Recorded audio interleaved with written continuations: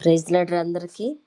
మరి ప్రేమించి ఇచ్చిన సమయాన్ని, తరుణాన్ని బట్టి దేవాతి దేవునికి కోట్లాది స్తుతులు, స్తోత్రాలు చెల్లించుకుంటూ, మరి నా సాక్ష్యం ఏంటంటే, జనవరి మాసమంతా ఆయన సజీవ లెక్కలో క్షేమంగా ఉంచి, మరి ఈ ఫిబ్రవరిలో కూడా మరి ఈరోజు 7 కదా, 7వ తారీఖు వరకు కూడా ఆయన రెక్కల చాటున భద్రపరుచుకొని నన్ను, నా కుటుంబాన్ని క్షేమంగా ఉంచినందుకు దేవాతి దేవునికి కోట్లాది స్తుతులు, స్తోత్రాలు చెల్లిస్తున్నాము.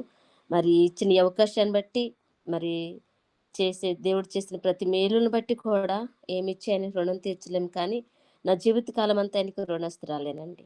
ఎందుకంటే ఆయన చేసే మేలు కదా ఎవరు చేయరు. క్షేమంగా ఉండటం కూడా అది గొప్ప సాక్ష్యమే. మరి బిడ్డల విషయంలో కానీ, మరి నా విషయంలో కానీ, ఆర్థికంగా కానీ, అన్ని విషయాల్లో కూడా ఆయన చేసిన మేలులకి ఆయనకి కృతజ్ఞతాస్తుతులు చెల్లిస్తూ మరి చిన్న సాక్ష్యాన్ని ముగిస్తున్నాను. మరి ఒక వాక్యం చదువుకొని ప్రార్థనలోకి వెళ్దామండి.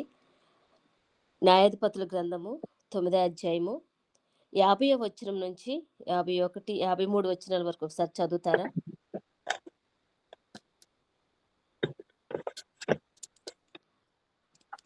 ఆ పట్టణము నడుమ ఒక బలమైన గోపురము ఉండగా, అదే కదండి అంటే 51 నుంచి 53.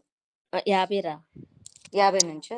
ఆ. తరువాత అబీమెలెకు తేబేసుకు పోయి తేబేసునొద్ద దిగి దాన్ని పట్టుకొనెను.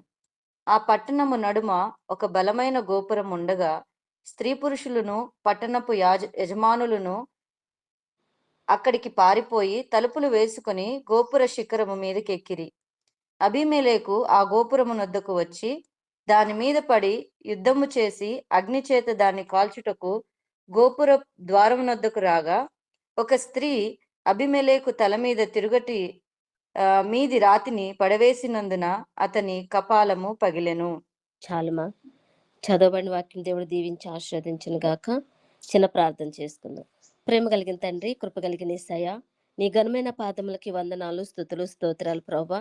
ఇదిగో తండ్రి, ఇంతవరకు నైనా నీ సన్నిధిని మాకు తోడుగా ఉంచి దేవా, పాటల్లోనూ ప్రార్థనలోనూ మరి నైనా ఆరాధనలో కూడా సాక్ష్యాల్లో ప్రభు తనైనా నువ్వు చూపించిన కృపను బట్టి నీకు వందనాలు తెలియజేస్తున్నాను ప్రభా.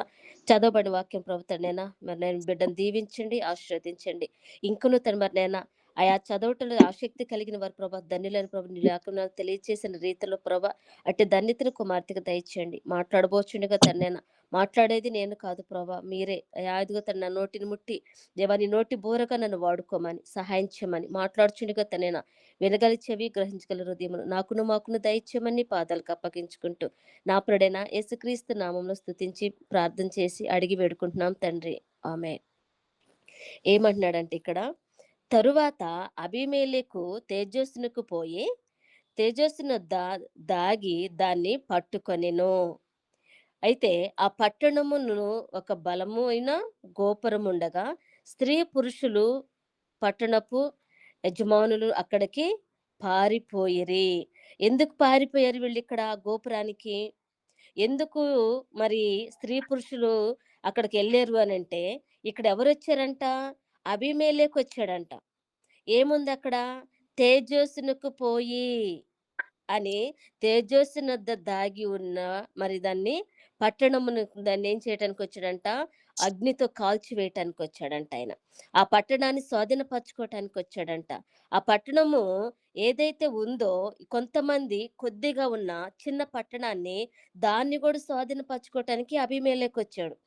అబీమెలెకు వచ్చిన సందర్భంలో అక్కడ ఏమని ఉందంటే, వాళ్ళందరూ కూడా ఎక్కడికంట వాళ్ళు పారిపోయి తలుపులు వేసుకొని అని చెప్పేసి అక్కడ చక్కగా రాయబడి ఉంది కదండి. గోపురము శిఖరము మీదకెక్కిరి కదా. 52వ వచనం అంటున్నారు. వీళ్ళందరూ ఎక్కడికి ఎక్కారంట? పారిపోయారంట. గోపుర శిఖరం మీదకి ఎక్కారంట. అక్కడ దాగి ఉన్నారంట. ఎందుకంటే రాజు మరి ఈయనెవరంట? పట్టణాన్ని స్వాధీనపరచుకోవటానికి వచ్చాడు. ఆయన ఒక్కడే వచ్చాడంటే ఆయనతో పాటు కూడా కొంతమందిని సైన్యముని తీసుకొనొచ్చాడు. సైన్యముని తీసుకొనొచ్చిన తర్వాత అబీమెలెకు ఆ గోపురమును నొద్దకును వచ్చి దాని మీద దాని మీద పడి యుద్ధము చేసి అగ్ని చేత దాన్ని కాల్చుటకు గోపుర ద్వారమునొద్ద రాగా, ఆయన ఏం చేశాడంటే మొత్తాన్ని కొమ్మల్ని వాటిని అన్నిటిని నరుక్కుంటూ వస్తూ అగ్నితో కాల్చివేయాలి. ఈ పట్టణంలో ఉన్న వాళ్ళందరినీ మరి దహించి వేయాలి, కాల్చివేయాలి. మరి వీళ్ళంతా గూడా ఎళ్ళిపోయినాక ఈ పట్టణాన్ని స్వాధీనపరచుకోవాలనుకున్న ఆ సందర్భంలో ఈయనెక్కడికొచ్చాడంట, గోపుర ద్వారబంధము దగ్గరకొచ్చాడంటండి. రాగా ఒక స్త్రీ అబీమెలెకు తల మీద తిరగటి రాతిని తీసి పడివేసినందున అతడేం చేశాడంట, కపాలము పగిలెను. ఆ స్త్రీ ఎక్కడైతే గోపురపు శిఖరం మీదుందో, ఆమె చూసారండి ఎంత తెలివి కలిగిన స్త్రీయో? ఆమె ఎంత జ్ఞానంగా ఆలోచించిందో తెలుసా? తిరగట్రాయంటే మనకు తెలుసు కదా! అవి ఊరుల్లో విసురుతూ ఉంటారు. కందులు, లేకపోతే జొన్నలని, లేపోతే రాగులని అన్నిటిని వాటిని పిండి పట్టించుకోవటం ఇష్టం లేక, వాటిని కొంతమందేం జేస్తారంటే ఊరుల్లో ఆ రాతిని ఉపయోగిస్తారండి. కిందొక రాయి, పైనొక రాయి. ఆ రాతిని తిప్పుతూ మరొక చిన్న ద్వారంలాగా ఉన్న దాంట్లో కొన్ని గింజలు పోసి తిప్పుతున్నప్పుడు అదేం చేస్తుందంట, పిండి కావాలనుకునే రీతిలో తిప్పితే పిండొస్తుంది. నూకలు కావాలనుకునే స్థితిలో తిప్పితే నూకొస్తుంది. అదే కందిపప్పయితే వేయించి చక్కగా దాన్ని ఆరబెట్టుకొని దాంట్లో పోసినప్పుడు పప్పులుగా వస్తదనమాట. తిరగటి రాయిని తీసుకొనెళ్ళిందంట ఈవిడ. తిరగటి రాయిని తీసుకొనెళ్ళి ఏం చేసింది? దాని తల మీద పడవేసిందంట ఆయనకి. ఏసినప్పుడు తల కపాలము పగిలెను. చూసారా? స్త్రీ అసలకి ఎంత బాధ్యత కలిగుందండి.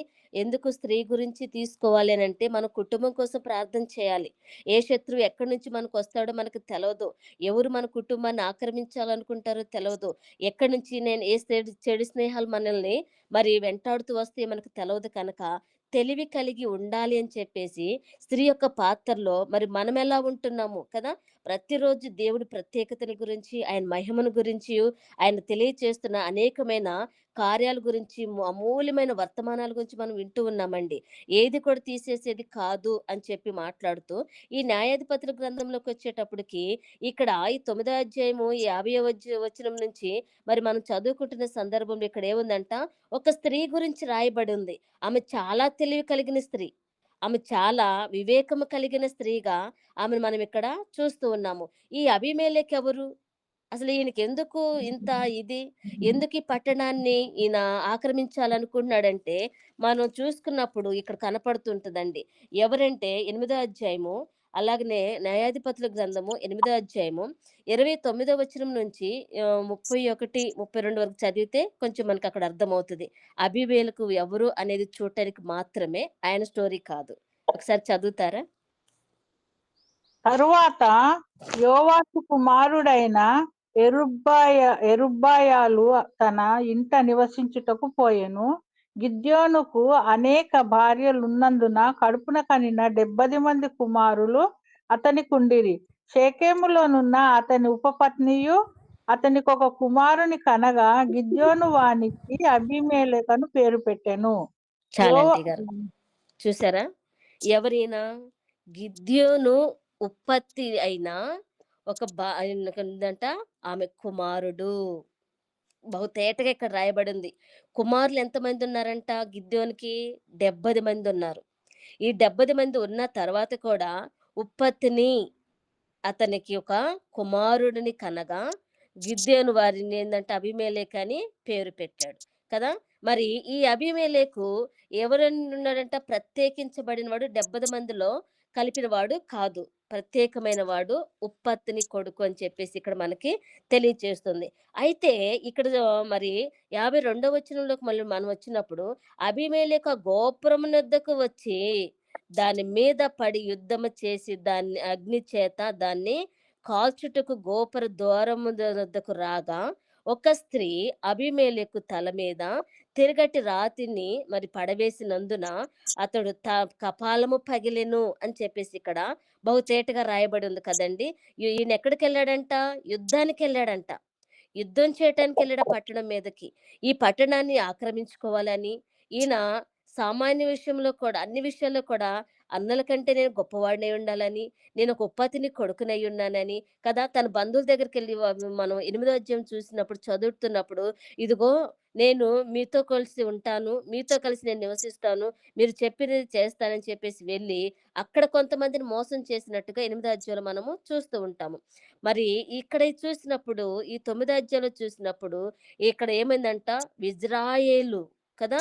మరి ప్రకాశవంతమైన ఎఫ్రాయిముల మధ్యన దేశంలో నుండిన ఇజ్రాయేల్ దగ్గరకొచ్చాడండి. దేవుని యందు భయభక్తులు కలిగిన అక్కడ ఒక స్త్రీని అక్కడ మనకు దేవుడు చూపిస్తున్నాడు. ఒకవేళ దేవుని యందు నిరీక్షణ లేపోతే, దేవుని యందు భయభక్తులు లేకపోతే, ఆమె తెలివిగా ఆలోచించపోతే, అతడి తల మీద ఏమేసేది కాదు, ఆ రాయి వేసేది కాదు, వాడి కపాలం పగిలేది కాదనమాట. విశ్వాస జీవితంలో ఆమె మెలకువ కలిగుంది. శత్రువొస్తే, శత్రువొచ్చినప్పుడు దాగి ఉన్న స్థలములో నుంచి ఏదైతే చేయగలిగితే శత్రువు చనిపోతాడో వివేకము కలిగి జీవించింది. ఆమె అన్ని విషయాల్లో గూడా దేవుని యందు భయభక్తులు కలిగిన స్త్రీ అని చెప్పేసి అక్కడ మనము తెలుసుకోవచ్చండి. దేవుని యందు విశ్వాసముంచిన స్త్రీ అంట. మరి ఆమె ఆ దేశాన్ని, ఆ చిన్న పట్టణాన్ని, ఇదిగో మేము ఈ పట్టణంలో నివసిస్తున్నాం కదా! ఇజ్రాయేలు మరి ఇక్కడ ఉంటున్నారు కదా! మరి వీళ్ళతో పాటు మేము గూడా ఉంటున్నాం కానీ ఇక్కడ ఈ పట్టణాన్ని కాపాడుకోవాలంటే ఈమె ఏం చేసిందంటే దేశాన్ని ప్రేమించిన స్త్రీగా పట్టుదల కలిగిన పౌరుషమును మరి ఆమె సాహసం చేసిన స్త్రీ అని అక్కడ మనకి తెలియచేస్తుంది. ఏండి అక్కడ ఎంతమంది ఉన్నారు కదా! ఎంతమంది పెద్దలుండుంటారు, ఎంతమంది నాయకులుండుంటారు, ఎంతమంది లేపోతే తలనరిసిన వారుంటారు. వాళ్ళకి ఆలోచన రాలేదు ఆ సందర్భంలో. ఆ శత్రువుని మనం చంపివేయాలని కానీ, ఆ గోపుర ద్వారబంధం దగ్గరికొస్తాడని, అది పైకెక్కితే మనం గూడా చచ్చిపోతామని, మరి అక్కడున్న వాళ్ళకి పెద్దవాళ్ళకి మరి తలంపు రాలేదేమో! ఒకవేళ వచ్చినా కూడా వీడితో పెట్టుకుంటే, వీడు మనల్ని ఏం చేస్తాడు? హతం చేసేస్తాడు గనక వీడినేం చేయలేమని ఒకవేళ భయానికేమన్నా గోపురం ఎక్కారేమో కానీ, ఈ స్త్రీ అయితే తెలివి కలిగి ఆలోచించిందండి. ఏమి తీసుకుందంట? తిరగటి రాయి. తిరగటి రాయిని తీసుకుంది. ఈ తిరగటి రాయి దేనికి పనికొచ్చిందంట? ఒక శత్రువు తలను పగలగొడటానికి పనికొచ్చిందండి. అప్పుడు ఏందంట, అక్కడ ఒక స్త్రీ ఏం చేసిందంటే తల మీద తిరగటి రాయి మీద పడవేసినప్పుడు కపాలము పగిలెను. అప్పుడు తన ఆయుధములను మోయువాడితో తర్వాత పిలిచి అంటున్నాడు, "ఇదిగో ఒక స్త్రీ అతన్ని చంపినని అక్కడ గురించి ఎవరిని కూడా అనుకొనవద్దు. ఇదిగో స్త్రీ చేతిలో చనిపోయానని, స్త్రీ నన్ను చంపిందని ఎవరు కూడా నన్ను గురించి చెప్పుకోవద్దు కానీ, నువ్వైతే ఏం చేయమన్నాడంట, కత్తి దూసి నన్ను చంపమని చెప్పగా, ఆ భటుడేం చేసాడు అతన్ని పొడవగా అతడు చచ్చెను." 55వ వచనంలో ఉంది కదండీ! అక్కడ చదువుకున్నప్పుడు 54లో అబీమెలెకు చనిపోయినని ఇజ్రాయేలు తెలుసుకొనినప్పుడు ఎవరి చోటికి వారు మరి పోయిరి. అచ్చట అబీమెలెకును తన 70 మంది సహోదరులను మరి చంపుట వలన తన తండ్రికిని చేసిన ద్రోహము దేవుడు మరలా అతనికి దయచేసెను, రప్పించెను. ఈయనేం చేశాడంట, అన్న తమ్ముడు 70 మందిని బండ మీదేసి చంపేసాడంటండి. మనం 8దో అధ్యాయంలో చదువుకున్నప్పుడు. చంపేసిన తర్వాత దీనికి నేనే అర్హుడిని. ఈ ఆస్తికి నేనే మరి ఈ కోటకి, ఈ ప్రాంతాలకి నేనే రాజుగా ఉండాలని, నేనే పరిపాలన చేయాలనుకున్నాడు కానీ, ఈయనేం చేశాడు, ఎంతో మందిని అన్నలను చంపేసాడు. 70 మందిని చంపుతుంటే ఒక్కడిని 70 మంది ఆపలేరా? ఆపొచ్చు. కానీ ఏ సందర్భంలో ఎలా చంపాడనేది అక్కడ కూడా బహు తేటగా రాయబడుందనమాట. అయితే మనం ఆయన చరిత్రలోకి మనం వెళ్ళట్లేదు కానీ, స్త్రీ యొక్క జీవితాన్ని మనం చూసుకుంటున్నప్పుడు, ఈమె ఏం చేసిందంట, విశ్వాసము కలిగిన స్త్రీ అని చెప్పేసి ఇక్కడ విశ్వాసం ఉంచిందంట. దేవుని యందు భయభక్తులు కలిగుందంట. ఆమె దేశాన్ని ప్రేమించిన స్త్రీగా, పట్టుదల కలిగిన స్త్రీగా అక్కడ దేవుడు మనకి చూపిస్తూ ఉన్నాడండి. మరి ముందుకు అడుగు వేసిన స్త్రీ ఈమె. ఎందుకు? అమ్మా వద్దు కదా! ఎంతమంది మనమైతే ఆపుతాము. వద్దు వెళ్ళకు. వాడు మంచోడు కాదు. వాడు దుర్మార్గుడు. అందరిని చంపేసాడు. తండ్రి చనిపోయినాక 70 మంది అన్నల్ని చంపేసినోడు మనల్ని చంపటం ఒక లెక్క అని చెప్పేసి ఆపుండొచ్చేమో కానీ ఎవరికీ భయపడని స్థితిలో ఆమె ఏం చేసిందంట, ఏది జరిగినా దేవుడే ఉన్నాడు కదా! ఏది జరిగినా దేవుడు చూసుకుంటాడు కదా! దుర్మార్గులకి భూమి మీద అవకాశం లేదని దేవుడు చెప్తున్నాడు కదా! తిరగటి రాతిని తీసి ఆమేం చేసిందంటే ఒక రాయిని గూడా ఆయుధంగా మార్చుకుందండి. రాతిని ఆయుధంగా మార్చుకుంది. కత్తి లేపోతే ఒడిసెలో, కొల్లెల ఏది కూడా లేదు. ఆమేం చేసింది? ఒక రాయిని ఆధారంగా చేసుకుంది. ఆయుధంగా మార్చుకుంది కదా! క్రూరుడైన అబీమెలెకుని చంపటానికి రాయి ఉపయోగపడింది. చేతిలో ఉన్న రాయి ఏం చేసిందంటే ఆమె జీవితంలోకి అక్కడున్న కొంతమందిని, చనిపోయిన వారు ఎలాగో చనిపోయి ఉన్నారు. ఈ గోపురములో ఎవరైతే దాగి ఉన్నారో, ఎంతమందైతే ఉన్నారో దేవుని చేతికి ఆమె జీవితాన్ని అప్పగించుకొని ధైర్యం చేసి ఆమె ఏం చేసిందంట, అబీమెలెకుని చంపేసిందంటండి. ఆమె చేతిని మరి వాడబడిన ఆ రాయి కూడా ఒక పాత్రని వహించింది. దేవుడు మానవుడి జీవితంలో ఎంతగా ఏదిచ్చినా కూడా వాక్యాన్ని ఇచ్చున్నాడు, ప్రార్థన ఇచ్చున్నాడు, పాటలు ఇచ్చున్నాడు, ఆరాధన ఇచ్చున్నాడు, స్తుతించటం ఇచ్చాడు. ప్రతిదీ ఒక ఆయుధంగా మార్చబడుతుంది. స్తుతించటం వల్ల ఏమి జరుగుతుంది కదా, గొప్ప కార్యాలు జరుగుతుంది. ప్రార్థన చేయటం వల్ల ఏమి జరుగుతుంది, సాతాను గాడికి ఒకే ఒకటంటే భయము. నిలువు మోకాళ్ళేసి ప్రార్థన చేశాడంటే వాడేం చేస్తాడంట, పారిపోతాడంట. ఇల్లు మొత్తాన్ని అల్లకల్లోలం చేసి అది నెమ్మది లేకుండా చేసేసి వాడు పారిపోవటానికి గుర్తు సమాధానం ఉంచడంట, ఇంట్లో నెమ్మది ఉంచడంట. ఎవరిని ఏ రీతిగా కెలుకుతాడో, నువ్వు చేసే ప్రార్థన కుమారుల మీద కుమార్తెల మీద పడుతూ ఉంటదంటండి. ఎందుకంటే నిలువు మోకాళ్ళేసావు, దానికి మంట. ఆ సాతాను గాడికి పారిపోవాలంటే ఇంటి మొత్తాన్ని ఒక ఊపు ఊపి వెళ్ళిపోతుంది. శ్రమలకో, సమస్యలకో, జగడానికో, లేపోతే సమాధానం లేకుండో, ఆఫీసుల్లోనో ఎక్కడెక్కడ కానీ అది ఎలా కెలికిద్దో తెలవదు కానీ, అది ఎళ్ళే సందర్భంలో మాత్రం కుటుంబంలో నెమ్మదుండండి. దేవుడు తేజస్సును మరి ఆ పట్టణానికి క్రూరంగా ఆలోచించిన ఆ అబీమెలెకుని చంపటానికి, పట్టణాన్ని ఏం చేశాడు, రక్షించటానికి ఇజ్రాయేలు నుంచి మరొక స్త్రీని ఎన్నుకున్నాడు. తిరిగి దేవుని వైపు మరి తిప్పగలిగిన ఇజ్రాయేలందరూ ఏం చేశారంటే మరి తిరిగొచ్చి వాళ్ళ ప్రాంతాలకి వాళ్ళెళ్లారంట. వాళ్ళ గృహానికి వాళ్ళెళ్ళున్నారంట అక్కడ. తిప్పిన మరి ఆ స్త్రీ జీవితంలో ఏమైందంట, ఎంతమందిని చంపాడు, ఎంతమందిని మరి ఈయన చంపుతూ వస్తాడు. ఆళ్ళ అన్నతమ్ములను చంపుతున్నాడు. చుట్టుపక్కల బంధువుల్ని మోసం చేస్తున్నాడు. కన్న తల్లిని మోసం చేశాడు. వీడినెందుకు వదిలిపెట్టాలి? దేవుడు గనక నాకు అవకాశం ఇస్తే, నేను నా చేతిలో ఉన్న ఆయుధాన్ని కూడా ఆయనేం చేశాడంట, ఒక శత్రువుని చంపటానికి రాతిని ఇచ్చాడంట. అదే రాతి కింద, ఏ రాతినైతే మరి అన్నదమ్ముల గురించి వాడి ఉన్నాడో 70 మంది చంపటానికి ఆ రాతి మీదేసి రాయితో కొట్టాడంటండి. ఒక కొండ మీదకి తీసుకెళ్ళి రాతితో చంపాడంట ఆయన. చంపిన సందర్భంలో అదే రాతి కింద పడి ఆయనేం చేశాడు, చచ్చాడు కదా! మరి నువ్వు నేను చేయవలసిన పనేంటి? మరి నువ్వు నేను ఎంచుకోవాల్సిన పనేంటి? దేవుడు మన పట్ల ఆయన చిత్తం ఏమై ఉందని మనం తెలుసుకోవాలంటే, మన ఎదుట, మన కుటుంబంలో ఏ దుష్టుడు పని చేస్తున్నాడు, సాతానుగాడు ఏ రీతిగా మన మీద ఏలుబడి చేస్తున్నాడు, మనమేనా భర్తల మీద కూడానా? మనమేనా లేతే పిల్లల మీద కూడానా? మరి మన మీద ఏలుబడి చేస్తున్న మన కుటుంబాన్ని నాశనం చేయాలనుకున్న శత్రువుని ఏం చేయాలంట?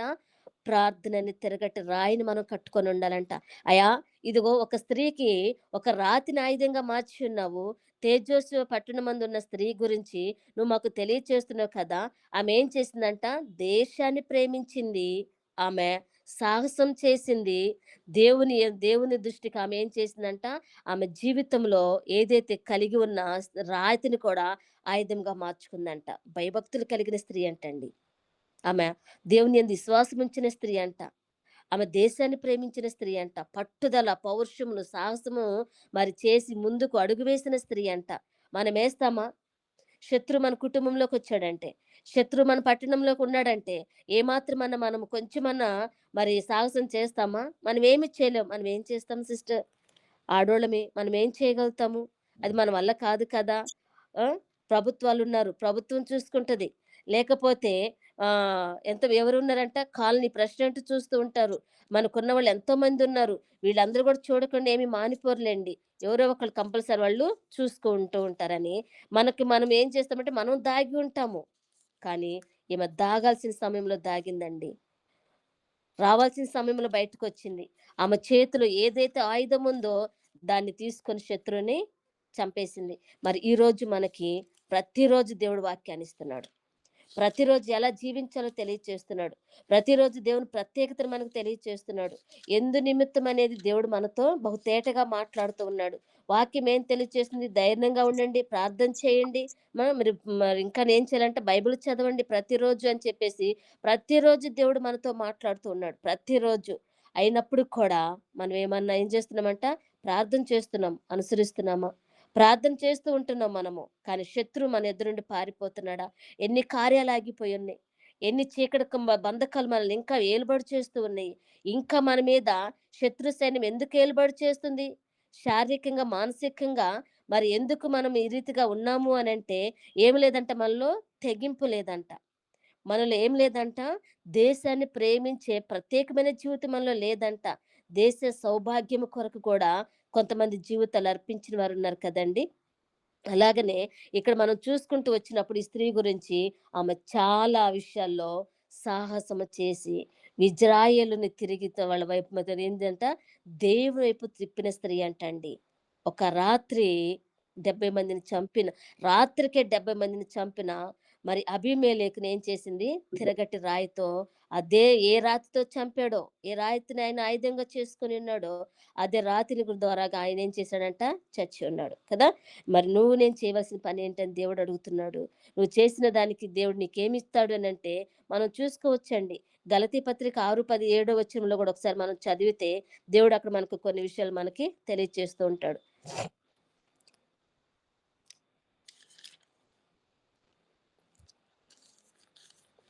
6, 7 వచనాలు చూద్దామా?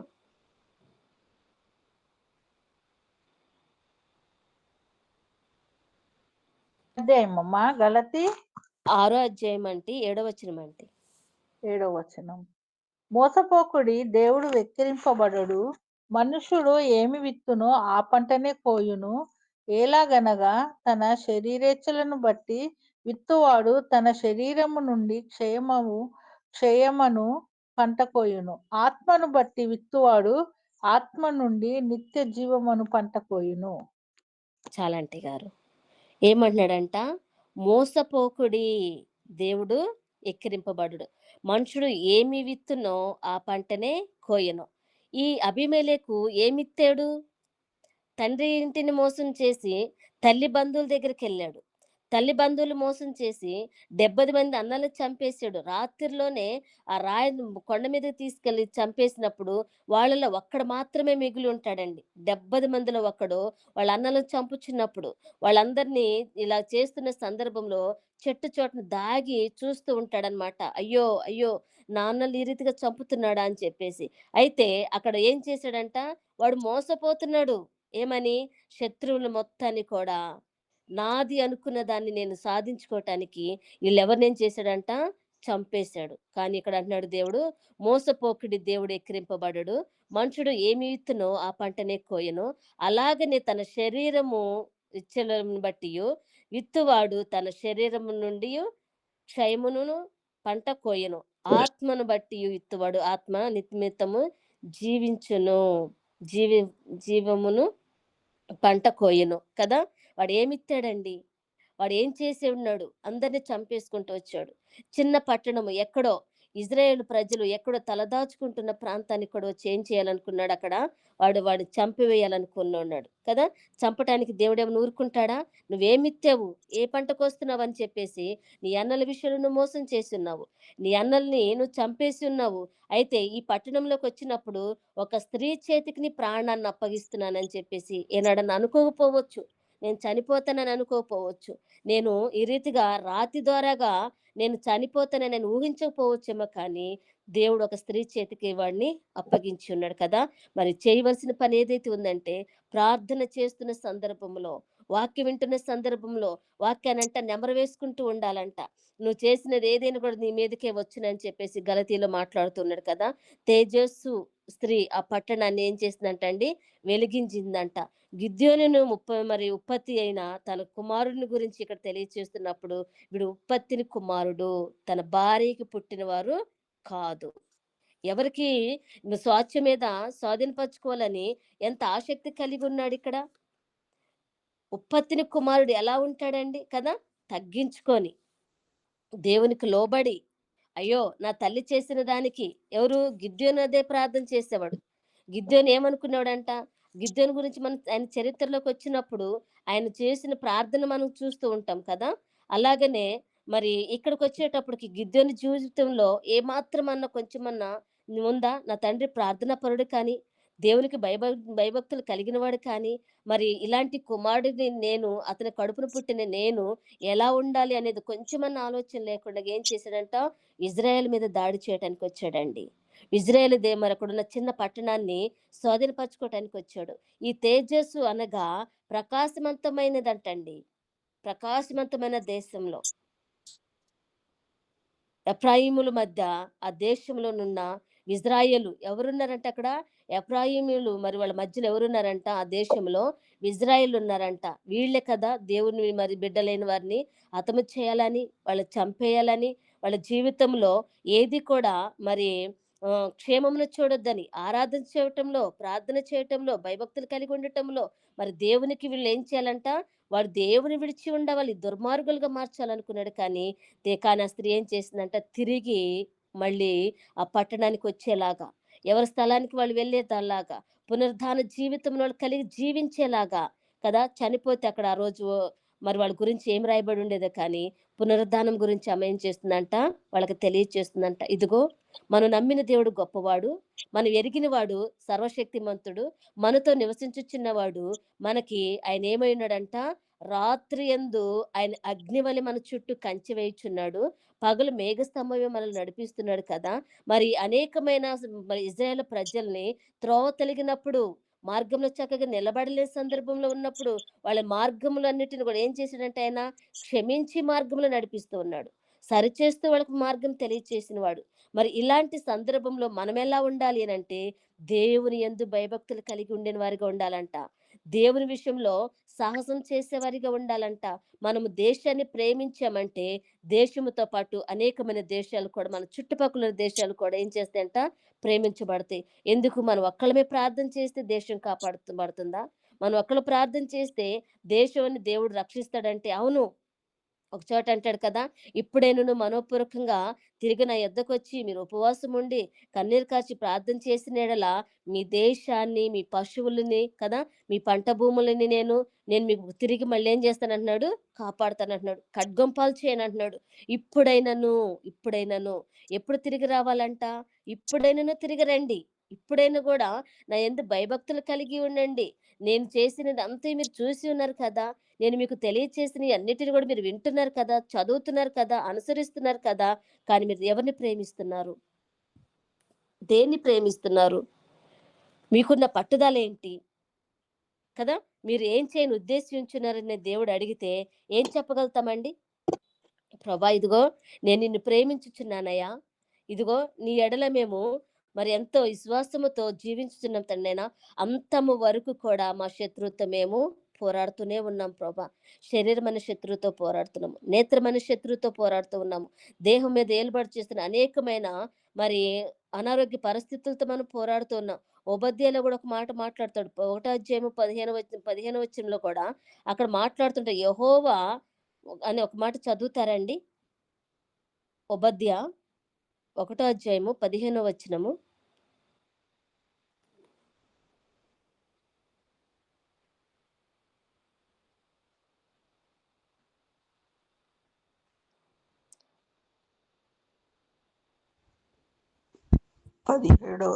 ఎన్నో వచనమమ్మ? 17. 15 ఆంటీ గారు. 17.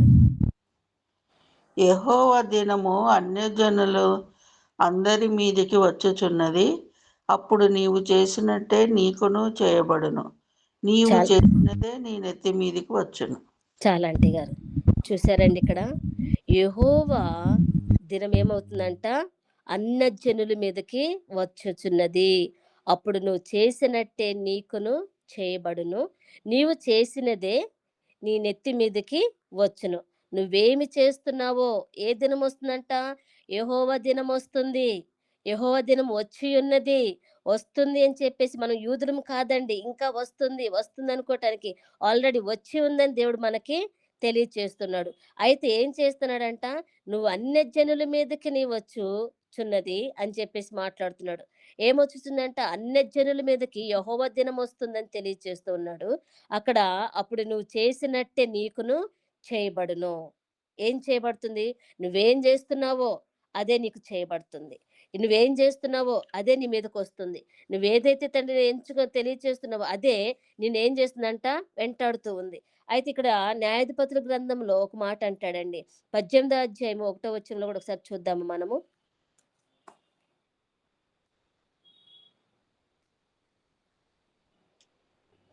ఆ దినములలో ఇశ్రాయేలీయులకు రాజు లేడు, మరియు ఇశ్రాయేలు గోత్రములలో ఆ దినము వరకు ఆ దానీయులు స్వాస్థ్యము పొంది ఉండలేదు గనుక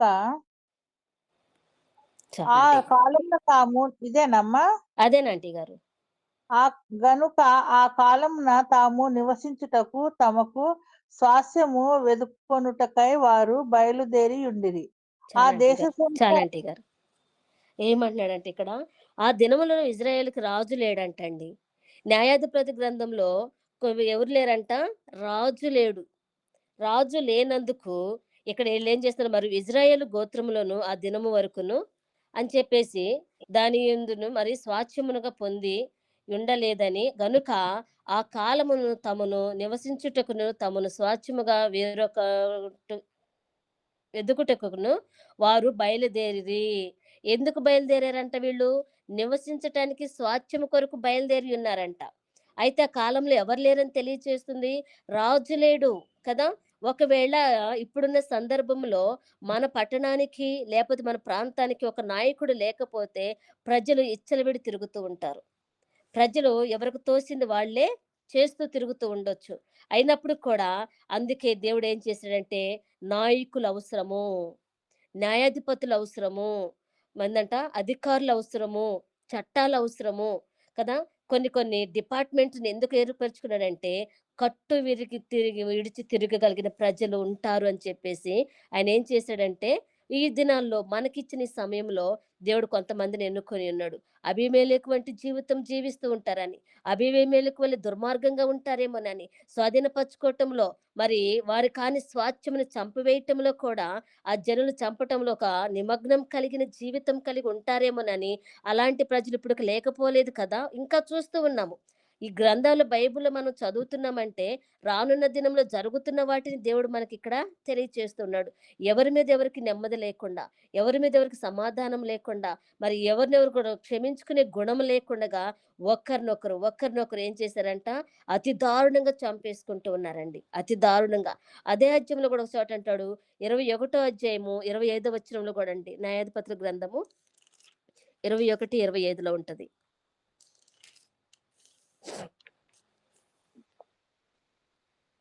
ఆ దినములలో ఇశ్రాయేలీయులకు రాజు లేడు. ప్రతి వాడును తన తన ఇష్టానుసారముగా ప్రవర్తించుచూ వచ్చెను. చాలా ఆంటీ గారు. చూసారా? మనం చెప్పుకుందేమన్నా అబద్ధం ఉందంటారా? ఏమంటున్నాడంట? ఆ దినములలో అంటే న్యాయాధిపతి గ్రంథంలోకి మరి ఇక్కడ ఎవరు లేరని చెప్తున్నాడు? రాజు లేడు. ఆ దినములలో రాజు లేడు కనుక ఇజ్రాయేలుకి రాజు లేడు. వాడు తన తన ఇష్టానుసారంగా ప్రవర్తించుచు వచ్చెను. అదండి ఈ విషయము. ఎవడు ఏం చేసినా కూడా అడిగేవాడు లేడు. ఎవడు ఏ రీతిగా మరి ఏమంటారు? ఈ ప్రజల మీదకి వచ్చినప్పుడు కూడా మనల్ని అడిగేవాడు లేడు కదా! నాయకుడు లేడు కదా! రాజు లేడు కదా! మనల్ని ఏలువారు లేరు కదా! అని చెప్పేసి ఎవరికి వాళ్ళు ఇష్టమొచ్చినట్టు జీవించేవాళ్ళంటండి. ఎవరికి వాళ్ళు నచ్చినట్టు జీవించేవాళ్ళంట. ఇదే న్యాయాధిపతుల గ్రంథంలో ఒకవేళ మనం చూసుకున్నట్టయితే, మరి వీళ్ళున్నారు కదా! అని చెప్పేసి మనం చూస్తూ ఉంటాం. కొంతమంది స్త్రీల దేవుడు అక్కడ చూపిస్తూ ఉంటాడు. కొంతమందిని అక్కడ చంపిన వారిని చూపిస్తూ ఉంటాడు. అయినా కూడా నాయకుడు లేడు. ఫిలిష్తీయులు రాజ్యమును మరి దాటుతున్నప్పుడు అబీమెలెకును తేజస్సుకు పోచిన సందర్భంలో ఎక్కడంట ఫిలిష్తీయులకి రాజు లేడు కదా! మరి ఇక్కడికొచ్చేటప్పటికి ఇజ్రాయెల్‌కి రాజు లేడు. ఎన్ని తరాలు ఉన్నారంటే ఇక్కడ మనం కొంతమంది నాయకులు మనం చూసుకోవచ్చు. కానీ అది ఒక సందర్భంలో మనము నాయకుల గురించి తీసినప్పుడు మనం చూసుకున్నాం కానీ, స్త్రీ యొక్క ప్రాధాన్యత కలిగి ఈ స్త్రీ ఎలాంటి స్త్రీగా ఉందంట? తిరగబడిన స్త్రీగా ఉందంట. ఆమె బహు ధైర్యవంతురాలుగా ఉందంట. ఆమె ఎలా జీవించిందంటే, దేవుని దృష్టికి ఆయుధముగా మారిందంటండి. తిరగటి రాయిని ఆయుధం చేసుకుంది. ఆమె కూడా ప్రభా! నువ్వు గనక నన్ను వాడుకుంటే, నువ్వు గనక ఈ మనుషుడిని నా చేతికి అప్పగిస్తే, మీరు గనక నా ఎడల కృప చూపించినట్లయితే, ఇదిగో ఈ మనుషుడిని కొట్టి చంపటంత శక్తి నాకు లేకపోయినా, నా చేతిలో ఏదైతే ఉందో అది మాత్రమే నేను దాన్ని ఆయుధంగా చేసుకోగలను కదా! ఆమె గోపురమును ఎక్కిన స్త్రీ అండి. తేజస్సు అనగా వెలుగు అని చెప్పేసి మనకి అర్థమవుతుందిక్కడ. తేజస్సు అంటే ఏందంట వెలుగంటండి. ఆ పట్టణంలో పేరులో వెలుగుంది కానీ ఊరికి వెలుగు లేదంట. ఆ పట్టణానికి వెలుగు లేదంట. ఆ పట్టణం చీకటితో కమ్మబడిందంట. ఆ పట్టణం చుట్టంట అందరూ కమ్మి ఉన్నారంట మిద్యానీలు. అప్పుడు ఇజ్రాయేలును మిద్యానీయులలో చేతిలో నుండి మరి ఏం చేశారంట 70 మందిని ఏ రీతిగా మరి కుమారులు చంపేసినప్పుడు, గిద్యోను కుమారులు చంపేసిన సందర్భం మనం చూపిస్తున్నప్పుడు, మిద్యానీయులు కదా ఇజ్రాయేలు మరి వాళ్ళ చేతి నుండి తప్పించుతున్నానని చెప్పేసి దేవుడు మనతో మాట్లాడుతున్నాడు. మరి ఆ సమయంలో అక్కడ వాళ్ళని తప్పించిన దేవుడు మనల్ని తప్పించడంటారా? కదా! మనకు గూడా వస్తుంది, రానే వస్తుంది శ్రమ అంటున్నారు. మనకు గూడా అనేకమైన తెగుళ్ళు వస్తున్నాయని చెప్తున్నారు. అనేక వైరస్ వస్తుందని చెప్తున్నారు కదా! మరణానికి చిన్న పెద్ద లేదని చెప్తున్నారు. శత్రువు ఎవరైనా సరే గొప్పవాడైతే శత్రువు ఆ ఇంట్లో జొరబడుతుంటే, అందమైన కుమార్తెలుంటే బిడ్డల జీవితాన్ని నాశనం చేసే శత్రువు ఒకటుంటున్నాడు కదా! మన దేహాన్ని మనమే పాడు చేసుకుంటూ, మన జీవితాలు పాడు చేసుకుంటూ, మనలోని పాడు చేసుకుంటూ అర్థం కాక దేవుడి మీద నింద వేసేవారిగా ఉన్నామంట. తేజస్సులో ఆ పట్టణంలో ఆ పట్టణానికి వెలుగని పేరుంది కానీ, వెలుగు కలిగి జీవించకుండగా చీకటిలో బతుకుతున్నాం కదా ప్రభా! ఈ పట్టణము నడుములో మేము ఎక్కడ దాగుకున్నా గూడా, ఆ శత్రువు మమ్మల్ని లాగివేస్తాడు, చంపేస్తాడని భయపడుతున్నప్పుడు, కానీ గోపురాన్ని ఒకటి ఊరి మధ్యలో ఒక గోపురాన్ని పెట్టి, ఆ గోపురం ఎక్కించగలిగిన దేవుడు జ్ఞానం ఇచ్చాడండి. ఈ స్త్రీ యొక్క ప్రత్యేకత ఏముందంట? జ్ఞానం కలిగిన స్త్రీ అంటండి. తెలివిగా ఆలోచించిన స్త్రీ అంట. ఈమె సాహసం చేసిన స్త్రీ అంట అన్ని విషయాల్లో కూడా. ఏది జరిగితే అది జరుగుతుంది. చంపితే నేనొక్కడినే చంపగలను. ఒకవేళ పోతే ఇంకొకటేంటంట, నేను వాడిని చంపగలను, లేకపోతే నేనైనా చచ్చిపోగలనని సాహసం చేసిందంట. తెగించిందంట. వాళ్ళ పట్టణము కొరకు ఈమె ఎంతగానో ధైర్యశీలిగా మారిందంటండి. రాయిని ఆధారంగా మార్చుకుందంట. ఆ రాయి ఏదైతే చేతిలో ఉన్న తిరగటి రాయి కూడా ఒక మనుషుని చంపటానికి ఏం చేస్తుందంట? ఉపయోగపడుతుంది కదా! యేషుబా ఆయన ఎలాంటి వాడు? ఎవరి కడుపున పుట్టాడు మరి గిద్యోను. ఈ గిద్యోను కడుపున పుట్టిన కుమారులు ఎలా ఉన్నారు? ఈ కుమారులు 70 మంది ఒక రీతిలో ఉంటే, ఉత్పత్తినిగా వచ్చిన కుమారుడికి ఒకే ఒక కుమారుడు ఎలా ఉన్నాడంట? అందరు ఇజ్రాయేల్ ప్రజలు నాశనం చేయాలని పెట్టుకున్నాడంట. వాళ్ళందరి జీవితంలో నెమ్మది లేకుండా చేయాలనుకున్నాడు. ఆ పట్టణాలను స్వాధీనపరచుకోవాలనుకుంటూ జీవిస్తున్నాడు. కానీ అయినప్పుడు గూడా దేవుడు విడిచిపెడతాడా? దేవుడు ఏమాత్రం గూడా విడిచిపెట్టనివాడు కదండీ! దేవుడు అన్ని విషయాల్లో కూడా సహాయం చేస్తానంటున్నాడు. దుర్మార్గుల దగ్గరున్నప్పుడు కదా! మీరు ఏ స్థితిలో ఉన్నా ప్రార్థన చేయండి. ఎలాంటి పరిస్థితిలో ఉన్నా ప్రార్థన చేయండి. ఇదిగో వాక్యం మీకు ధైర్యపరుస్తుంది. పిరికి వాళ్ళకి పరలోకం లేదు. మీరు పిరికితనం కలిగి ఉండొద్దు. స్త్రీయే కదా! నేను స్త్రీని కదా! అని వెనక్కి తగ్గొద్దు. స్త్రీకిచ్చిన భాగ్యమును కూడా. ఎంతమందున్నారు? షేబా దేశపు రాణి మనం చూస్తున్నాము. అలాగనే తబితాని మనం చూస్తూ ఉంటాము కదా! ఇంకా దెబోరాని మనం చూస్తూ ఉంటాము. దెబోరా సిసెరాని ఏం చేసిందంట? చంపటానికి యుద్ధంలో సహకరించింది. నాయకర్తగా ఉందక్కడ ఆమె. ఆమె ఇజ్రాయేలుకు తల్లిగా నిలబడి ఉందక్కడ. దెబోరాని మనం చూపిస్తూ ఉన్నాడు. ఎంతమంది యాయేలు మనకు చూపిస్తున్నాడు. శత్రువుని ఇంట్లోకి పిలిచి ఆమె ఏం చేసిందంట? పాలిచ్చి ఆయన నిద్రపోయినాక కణతలో పొడిచటం వల్ల వాడు చచ్చెను కదా! అని అక్కడ రాయబడి ఉంటది. యాయేలు కూడా ఆయుధంగా ఏం మార్చుకుంది? ఒక అదేనండి టెంట్ హౌస్ ఏసేటప్పుడు ఒక రాడ్ ఉంటది కదా! రాడ్‌ని మరణాయుధంగా మార్చుకుంది. కటారులతో ఇప్పుడు దేశమంతా గూడా కత్తిని, గొడ్డల్ని ఉపయోగించుతున్నప్పుడు వీళ్ళ చేతిలో చిన్న ఆయుధాన్ని కూడా ఏం చేశారంట? దేవునికి ఇష్టమైన ఆయుధంగా మార్చుకొని శత్రువుని జయించారంటండి. మనమెలా ఉన్నాము? మన ప్రశస్తమైన జీవితంలో మనం జీవిస్తున్నామా? వెలుగు సంబంధిగా మనమున్నామా? దేవుని అనుసరించి నడుచుచున్న వారిగా మనమున్నామా? మన కుటుంబాన్ని మనం కట్టుకునే వారిగా ఉన్నామా? దేవుని యందు భయభక్తులు నేర్పిస్తూ ఉన్నామా? మన ఇతరులకి మన సాక్ష్యము సరిగా ఉందా? విశ్వాస జీవితంలో ఆ పట్టికలో కదా! హెబ్రీ పత్రిక మనం చదువుతున్నప్పుడు 11 అధ్యాయం మొత్తం మనం చదివేటప్పుడు విశ్వాసుల పట్టికల అక్కడ దైవజనుల గురించి, విశ్వాసుల గురించి రాయబడి ఉంటది. అంటే ఆ విశ్వాసంలో మనం గూడా నిమగ్నమై ఉన్నామా? దేశాన్ని ప్రేమించే వారిగున్నామా? పట్టుదల కలిగి, పౌరుషం కలిగి, సాహసముతో ముందుకు అడుగు వేసేవారిగా మనమున్నామా? ఏదైనా సరే మనకున్న ప్రార్థన ఆయుధంగా మనం మార్చుకుంటున్నామా? మార్చుకుంటున్నాము. మన శత్రువు ఎవరు మనం ఎరిగుంటున్నామా? శత్రువుని లోపల పెట్టుకొని మనం ప్రేమిస్తూ, మన మన మీదకి మనమే కీడు తెచ్చుకుంటున్నామా? ఇజ్రాయేల్ అందరూ కూడా దేవుని వైపు తిరిగారంట. ఆ స్త్రీ చేసిన పనికి ఇజ్రాయేల్ మొత్తము కూడా దేవుని వైపు తిరిగారంటండి. వాళ్ళందరిని రక్షించిందంట ఆమె. వాళ్ళు రక్షణలోకొచ్చి ఉన్నారంట. ఎవరిని రక్షిస్తున్నాము? మన తల్లిదండ్రులకు రక్షణ ఉందా? మన బంధువులకు రక్షణ ఉందా? ఒకప్పుడు చక్కగా కలిసి తిరిగి ఆడుకున్న స్నేహితుల్లో రక్షణ ఉందా? జాగ్రత్త. ప్రతి విషయంలో దేవుడు మన లెక్క అడుగుతూ ఉంటాడు. అక్కడ న్యాయాధిపతి లేదు, కానీ ఇప్పుడు నాయకత్వం మనకిచ్చాడు. దేవుడే మన నాయకుడు కదండి. దేవుడే మన ఆయుధం కదండి. దేవుడే మనల్ని నడిపిస్తున్నాడు కదా. దేవుని చేతిలో మనము ఏమంటున్నాడంట, కుమ్మరివాడి చేతిలో కుండలాంటి వాడిని అయ్యా, మలచి మలచి తండ్రి నన్ను చేయి ప్రభా, ఎక్కడన్నా పగిలిపోకుండా విడిపోకుండాగా నేను ఏం చేస్తాడంట, ఇర్మియా అంటాడు, అయ్యా కుమ్మరివాడి చేతిలో కుండలాంటి వాడిని అని అడుగుతుంటాడు. అంటే దేవుని చేతిలో మలిచి మలిచి మనల్ని ఏం చేస్తున్నాడంట, ఒక మంచి పాత్రగా చేస్తున్నాడంట. ఒక మంచి స్త్రీగా, తిరగబడిన స్త్రీ కాదండి, జ్ఞానవంతురాలైన స్త్రీగా మనల్ని మారుస్తున్నాడంట.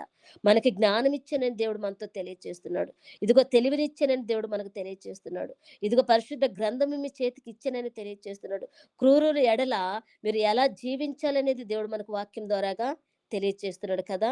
నేల మట్టుకుని దేవుడు మరి ఏం చేశాడంట, వాళ్ళందరినీ చంపివేశాడు.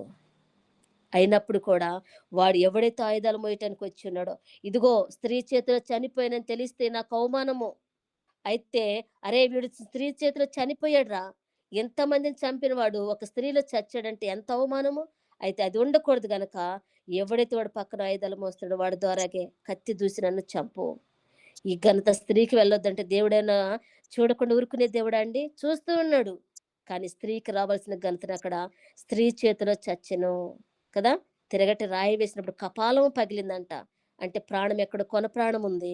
ఆ కొన ప్రాణము ఉన్న దాన్ని కాస్త కూడా ఏం చేశాడు పనివాడు, కత్తి దూశాడు. జీవితాల్లో, చాలా మంది జీవితాల్లో కత్తులు దూయబడుతున్నాయండి. చాలా మంది జీవితంలో చీకటి కమ్మి ఉందండి.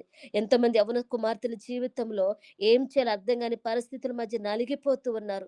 ఎవరికి చెప్పుకోవాలో తెలవక, తల్లిదండ్రులతో ఏమి చెప్పాలో అర్థం కాక, మరి పోరాడలేని స్థితిలో, ఒకప్పుడు ధైర్యవంతులే, ఒకప్పుడు బాగా చక్కగా ప్రార్థన చేసేవారే, లోకములు అనే జీవితంలో కలిసినప్పుడు ఆ లోకం వాళ్ళని మృంగి వేస్తూ ఉంది కదా.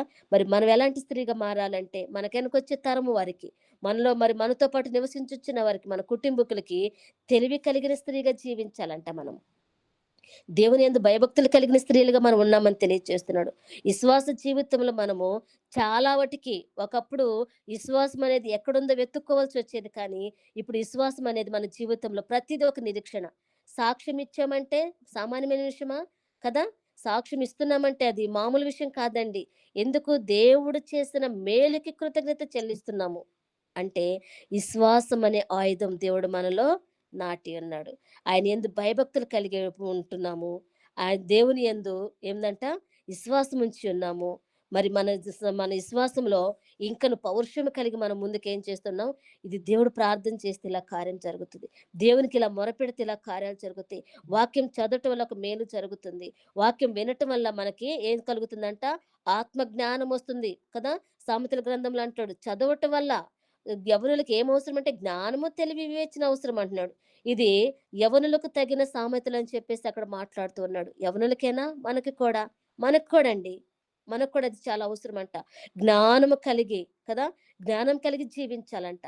జ్ఞానం కలిగి దేవునితో సన్నిధిలో మనము ప్రతిదీ కూడా ఎలా నడుచుకోవాలంటే, ప్రభా ఈ స్థలంలో నేను నిలబడొచ్చా, ఈ స్థలంలో నేను ఉండొచ్చా, ఈ స్థలంలో మరి హేమైంది ఏమైనా ఉందా అంటే, దేవుడంట మన అంతరాత్మతో మాట్లాడతాడంట. ఇదిగో ఈ స్థలంలో నువ్వు నిలబడకూడదు, ఈ స్థలం ఇక్కడ, దీనికి ఇదేందంట, వద్దు నువ్వు వెళ్ళిపో అని చెప్పేసి హృదయంతో మాట్లాడినప్పుడు మనం ఏం చేయాలంటే దేవునికి లోబడే వారిగా ఉండాలంటండి. 2వ అధ్యాయంలో అంటాడండి, సామెతల గ్రంథంలో జ్ఞానం గురించి తెలియజేస్తున్నప్పుడు ఒకసారి చూద్దామా. 2వ అధ్యాయం 6వ వచనం నుంచి 8, 9 వచనాలు, లేకపోతే 8 నుంచి 11 వచనాల వరకు ఒకసారి చదవరండి. న్యాయము తప్పిపోకుండా ఆయన కనిపెట్టును, తన భక్తుల ప్రవర్తనను ఆయన కాచును. అప్పుడు నీతి న్యాయములను, యథార్థతను ప్రతి సన్మార్గమును నీవు తెలుసుకొందువు. జ్ఞానము నీ హృదయమున చొచ్చును, తెలివి నీకు మనోహరముగా నుండును. బుద్ధి నిన్ను కాపాడును, వివేచన నీకు కావలి కాయును. అది దుష్టుల మార్గము నుండి, మూర్ఖముగా మాటలాడు వారి చేతిలో నుండి నిన్ను రక్షించును. చాలా ఆంటీ గారు చూసారండి, ఎన్నిచ్చాడంట. ఒక జ్ఞానం ఉండటం వల్ల న్యాయము తప్పిపోకుండా ఆయన కనిపెట్టును, తన భక్తులు ప్రవర్తన ఆయన కాచును. అప్పుడు నీతి న్యాయములు, యథార్థత ప్రతి సన్మార్గమును నువ్వు తెలుసుకొందువు, జ్ఞానమును నీ హృదయంలో చొచ్చును అని ఇక్కడ మాట్లాడుతున్నాడు కదా. జ్ఞానం ఎక్కడుంటుందంట? హృదయంలో చొచ్చును. హృదయం ఎందుకు మాట్లాడుతుందని అన్నానంటే, ఎక్కడుంటుందంటే జ్ఞానము హృదయంలో ఉంటుందంట. మాట్లాడతాడంట, కూర్చోవద్దు, వెళ్ళిపో, నిలబడొద్దు, ఇక్కడ వెళ్ళిపో, ఈ స్థలంలో నువ్వు, ఇది మంచిది కాదు, వెళ్ళిపో అన్నప్పుడు వెంటనే అక్కడి నుంచి తల్లిదండ్రులు కానీ, బంధువులు కానీ, బాగా ప్రాణమిచ్చే స్నేహితులే సరే, ఆ స్థలం నుంచి, ఆ సమయంలో మనము లేచి వెళ్ళిపోతూ ఉండాలి. అయితే ఇక్కడ ఏమంటున్నాడంట, జ్ఞానము నీ హృదయంలో జొచ్చును, తెలివి నీకు మనోహరముగా నుండును, బుద్ధి నిన్ను కాపాడును, వివేచన నీకు కావలి కాయను. ఎవరు కాస్తారు? ఈ స్త్రీకి ఎవరు కావలినిచ్చారు? దేవుడు. ఆమె హృదయముతో మాట్లాడాడండి. ఆమె హృదయంలో జ్ఞానం ఏం చేసిందంట? జ్ఞానము నీ హృదయంలో జొచ్చును. ఆమె హృదయములో జ్ఞానం ఉందని తెలియజేస్తున్నాడు. తెలివి నీకు మనోహరముగా ఉండును. ఎవరికి? మనకి దేవుడు ఏం చేస్తున్నాడంట? మనోహరముగా ఇస్తున్నాడంట. బుద్ధి నిన్ను కాపాడును. ఎవరు కాపాడుతారు? శత్రువు మన మీదకొచ్చినప్పుడు ఎవరు కాపాడాలంటే, మన బుద్ధే మనల్ని ఏం చేస్తుంది? కాపాడుతుంది. వివేచన నీకు కావలి కాస్తుందంట. తల్లిదండ్రులు కావలి కాస్తారు. ఎంతవరకు? ఇంట్లో నుంచి బయటికెళ్ళేంత వరకు కదా. కాలేజీ వరకు తల్లిదండ్రులు వస్తారా? రారు. కాలేజీలోకి వెళ్ళినాక ఎవరైనా వస్తారా? రానివ్వరు. స్టూడెంట్ మాత్రమే వెళ్ళాలి కదా. బిడ్డలను చేపట్టుకొని స్కూల్ దాకా తీసుకెళ్తాము. వాళ్ళ లోపల పోయి మేము కూడా కూర్చుంటామంటే టీచర్స్ ఒప్పుకుంటారా? ఒప్పుకోరు. కానీ దేవుడు ఏమంటున్నాడంటే, అది బుద్ధి నిన్ను కాపాడును, వివేచన నీకు కావలి కాయను, అది దుష్టుల మార్గము నుండి, మూర్ఖముగా మాట్లాడు వారి చేతిలో నుండి నిన్ను రక్షించును. మాటలు మాట్లాడేటప్పుడు కూడా అంట, ఎదుటి వాళ్ళ మాటలు మనం చాలా జాగ్రత్తగా ఆలకించాలంట. చాలా జాగ్రత్తగా పరీక్షించి పరిశోధిస్తూ ఉండాలంట మాటల్ని. తప్పేముంది? ఉన్నదే మాట్లాడారు కదంటే, మనకెలా తెలుస్తుంది అది తప్పో ఒప్పో? వాక్యంలోకి వచ్చినప్పుడు కదా దేవుడు, ఇది తప్పు కదా, అయ్యో నేను ఇలా వెళ్ళినప్పుడు వాళ్ళు ఇలా మాట్లాడారు కదా, ఆహా ఇది దేవుని దృష్టికి తప్పు కదా అని చెప్పేసి వాక్యం దగ్గరకు వచ్చినప్పుడు మనం సరి చేస్తూ ఉంటది, మనల్ని కాపాడుతూ ఉంటది. మూర్ఖంగా మాట్లాడేవారు నోట నుండి, చేతుల నుండి ఏం చేస్తున్నాడంట ఆయన? నేను రక్షించును. రక్షించువాడు ఆయనేనండి. సరిచేయవాడు ఆయనేనండి. మనల్ని, మన జీవితాన్ని కాయువాడు ఆయనేనండి. మనకి మనోహరంగా ఉండేవాడు ఆయనేనండి కదా. బుద్ధి నిన్ను కాపాడుతుందంటే, ఒకసారి బుద్ధి లేదా అని అడుగుతాం కదా. బుద్ధి ఏమైంది? ఉంది. మన బుద్ధి మనకేం చేస్తుందంటే, తెలియచేసినప్పుడు మనం దానికి లోబడక ఎదుటి వాళ్ళ చేత ఏమనిపిస్తుంటామంట? బుద్ధి లేదండి వీళ్ళకి. కానీ దేవుడు ఎక్కడుందంటున్నాడు? జ్ఞానము నీ హృదయంలో చొచ్చును అని అన్నాడు. అంటే హృదయం అని చెప్పేసి మాట ముందే చెప్పాడు కదా. జ్ఞానం నీ హృదయంలో చొచ్చును, తెలివి నీకు మనోహరముగా నుండును. నీ తెలివి నీకేమిస్తుందంట? మనోహరమును కలుగు చేస్తుందంట. చాలా తెలివి కలిగిన వాళ్ళండి, చక్కగా మాట్లాడతారండి కదా. ఎవరినైనా సరే, ఎలాంటి శత్రువైనా, పగస్తుడైనా ఇలాగనే వాళ్ళు ఏం చేస్తారంట? మాటలతో మార్చగలిగిన వారండి. వాళ్ళ తెలివి మనోహరముగా ఉంటుందంట. బుద్ధి నిన్ను కాపాడుతుందని దేవుడు తెలియజేస్తున్నాడు కదా. దుష్టుల మార్గము నుండి, మూర్ఖముగా మాట్లాడు వారి చేతిలో నుండి రక్షించువాడు ఆయనే. ఈ స్త్రీ యొక్క జీవితంలో మనం ఎలా ఉన్నాము? రక్షణ ఉందా? బుద్ధి ఉందా? జ్ఞానం కలిగి ఉన్నామా? తెలివి కలిగి మాట్లాడుతున్నామా? కదా. ఏది మనల్ని కాపాడుతుందంటే, దేవుడిచ్చు జ్ఞానం మనల్ని కాపాడుతుంది. దేవుడు చేసే మేలు మనకి ఏమైందంట? వెలుగుని వెలుగని, చీకటిని చీకటని పెంచగలిగిన కృపను దేవుడు మనకి అనుగ్రహిస్తున్నాడు కదా. గోపురం ఎక్కిన స్త్రీ అండి ఈమె. గోపురం ఎక్కింది కదా. కనిపెట్టుకొని ఉంది ఆయన కోసము. ఎప్పుడు వస్తాడో ద్వారబంధం దగ్గరికి, ఎప్పుడు వీడి చంపేయాలో. ఒకవేళ ఇది తప్పిపోతే వాడి చేతిలో నేను చేస్తాను, కానీ ఒకవేళ నాకు ఈ చేతికి కరెక్ట్ గా గురి చూసి వేసింది, వాడు అక్కడే నుంచోవాలని ఏముందండి అభిమేలకు? గురి చూసి కొట్టింది కదండి రాయిని, తిరగట్టి రాయిని. ఒకవేళ ఆమె వేసే సందర్భంలో, కిందకు వచ్చే సందర్భంలో రాతికి కొంచెం సమయం ఉంటది గనక ఒక్క అడుగు అవతలకేస్తే ఆ రాయి తప్పిపోయాను. కానీ గురి చూసి, ఆ ద్వారబంధం దగ్గర ఎంతసేపు నిలవగలుగుతాడో గురి చూసి విసిరింది తిరగట్టిన రాయిని. శత్రుని చంపగలిగిన శక్తి దేవుడు ఆమెకి అనుగ్రహించున్నాడు. మరి మన కుటుంబంలో మన జీవితంలో మన ఆత్మస్థితిని ఎక్కడ శత్రువు మనం దోచుకుంటుందో, ఏ సందర్భంలో మన ఆత్మ జీవితంలో ఎదగకుండా చేస్తూ ఉందో, ఎక్కడ మనం ఆగిపోతున్నామో వాటిని సరిచూసుకుంటూ కుటుంబం కోసం ప్రార్థన చేస్తున్నాం. అయ్యా, నా కుటుంబం కొరకు నేను ప్రార్థన చేయాలంటే ఇదిగో ఈ తేజస్సులో ఉన్న స్త్రీ వలె నేను వెలిగించబడాలి కదా ప్రభా. జ్ఞానం కలిగి జీవించాలి కదా ప్రభా. తెలివి కలిగి జీవించాలి కదా ప్రభా. నా కుటుంబానికి నేను వెలుగునై ఉండాలి కదా ప్రభా. నా పట్టణాన్ని కాపాడుకోవాలి కదా తండ్రి. యజమాని రక్షణ కొరకు నేను ప్రార్థన చేస్తున్నాను ప్రభా. నా కుటుంబం కొరకు నేను అడుగుచున్నాను తండ్రి. అయా, మా జీవితం ఏంటి ప్రభా, నా స్థితి ఏంటి ఇది నాన్న ప్రభా. నన్ను ఎలాగా నువ్వు ఏర్పరచుకున్నావు అయా. ఎప్పుడో నాకంటే చిన్నవారు, పెద్దవారు, హోదా కలిగిన వారు మట్టికి మరణమయ్యారు, బాగా తెలిసిన వారు, స్నేహితులు భూమి మీద లేరు. కానీ మరి అలాంటి సందర్భంలో నన్ను ఎన్నుకున్నావు ప్రభా. నన్ను కరోనా దాటిపోయింది ప్రభా. రోగ పీడితులు నన్ను దాటిపోయినాయి ప్రభా. అయినా కూడా నన్ను ఎన్నుకున్నావంటే ఇంకా నా వల్ల నీకు పనేదో ఉంది. నన్ను దేని నిమిత్తం వాడుకొని ఉద్దేశించి ఉన్నావు తండ్రి. వాక్యమా, ప్రార్థన, లేకపోతే నిన్ను ఆరాధించటంలోనా, నాకు ఇచ్చిన తలంతులో ఏది నేను కలిగి ఉండాలో మీరు నాతో మాట్లాడుతున్నారు ప్రభా. అలాగ సరిచేయండి దేవా. నా ఇంటి పక్కన ఉన్న శత్రువు నాకు అర్థం కాడయా. నా గృహంలో ఉన్న శత్రువు నాకు అర్థం కాదు దేవ. మరి నేను అర్థం చేసుకోగలిగిన జ్ఞానము, తెలివి, బుద్ధి, వివేచన మీరు నాకు కలుగు చేయండి ప్రభా అని దేవుని సన్నిధిలో మొరపెడదామండి మనము. ఎందుకంటే దేవుడు వారమంతా మనకి కావాలనిచ్చాడు. వారమంతా అనేక ప్రార్థనకి మరి జవాబులు ఇచ్చి ఉన్నాడు అని కదా. ఒకటే చేస్తున్నామంటే లేదు, అనేకమైన అంశాల కోసం ప్రార్థన చేస్తూ మరి ముగించుకుంటూ ఇది నన్ను మనం బలపరుచుకుంటాం, మనల్ని మనం కట్టుకుంటున్నాము. ఇంకా ఎక్కడన్నా మనం తెలుసుకోవాల్సినవి ఉన్నాయేమో, ఇంకెక్కడ దేవుని ఎరగవలసింది ఎరగకుండా ఉన్నామేమో, ఇంకా అనుసరించాల్సింది అనుసరించకుండా ఉన్నామేమో, ఇంకెక్కడన్నా జారిపోతూ ఉన్న స్థితిలో ఉన్నామేమో. అది కాదు ప్రభా. ఈ దినం ప్రత్యేకమైంది. ఈ దినం నా కొరకు ఇచ్చావు ప్రభా. అయా, నేను ఎలా జీవించాలో నాకు నేర్పిస్తున్నావు ప్రభా. ఎలా నడుచుకోవాలో నైనా నాకు నేర్పిస్తున్నావు ప్రభా. ఎలా అడుగుతానైనా ఆయా తెలివి కలిగి ఉండాలో ప్రభు తనైనా మీరు నాకు తెలియజేస్తున్నారు ప్రభా. దీనిని బట్టి నన్ను ఈ దినం అంతటిని బట్టి నా కుటుంబాన్ని నన్ను నేను కట్టుకుంటూ మళ్ళీ ప్రభు నిన్ను స్తుతించగలిగిన కృపను ప్రభా. అయా అదుగుతాను మరి నేను వారమంతా తన మంచి ఉద్యోగంలో నన్ను నిలబెడుతున్నావు ప్రభా కదా. ఉద్యోగం కంటే గొప్పదండి. మనము గంటల తరబడి దేవునికి ఇస్తున్నాము. నీ దశంభాగం ఎంత అంటే 2.5 గంటలు. మరి నీ వ్యక్తిగతంగా ఎంత అంటే నీ ఇష్టం. అది అంటే దశమ భాగంతో పాటు మన గంటల సమయాన్ని కూడా దేవుడికి అర్పిస్తూ ఉన్నాము, ప్రార్థనలు చేస్తున్నాము. మన కొరకు మనం ఎప్పుడు కూడా మనం ప్రార్థన చేసుకోము. శుక్రవారం దినము ప్రత్యేకంగా మనల్ని మనం కట్టుకోవటానికి ఉపవాసంతో దేవుని దగ్గరికి వచ్చినప్పుడు కదా, ఉపవాసంతో ప్రార్థన చేసినప్పుడు కీడులన్నీ తొలగిపోతేనే దేవుడు మనతో మాట్లాడుతున్నాడు. మరి ఉపవాసంతో దేవుని సన్నిధిలో మనం ప్రార్థన చేయొచ్చున్న నా జీవితంలో మరి మన జీవితంలో దేవుడు చేస్తున్న మేలును జ్ఞాపకం చేసుకుంటూ మరి సరి చేసుకోవాల్సిన జీవితాన్ని సరి చేసుకుంటూ ఏ స్త్రీలాగా మనం జీవించాలో వెలుగు సంబంధులుగా ఉంటూ మరి దేవునికి మన జీవితాన్ని అర్పించుకుంటూ మరి కుటుంబం కోసము వ్యక్తిగతంగా మరి ప్రార్థన చేసుకుంటూ ముందుకు వెళుదామండి. మరి దేవుడిచ్చిన అవకాశాన్ని బట్టి మీ అందరికీ నా హృదయపూర్వక వందనాలు తెలియజేస్తున్నాను.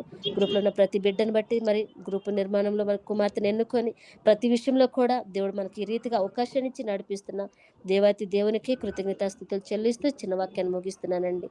ఆమేన్.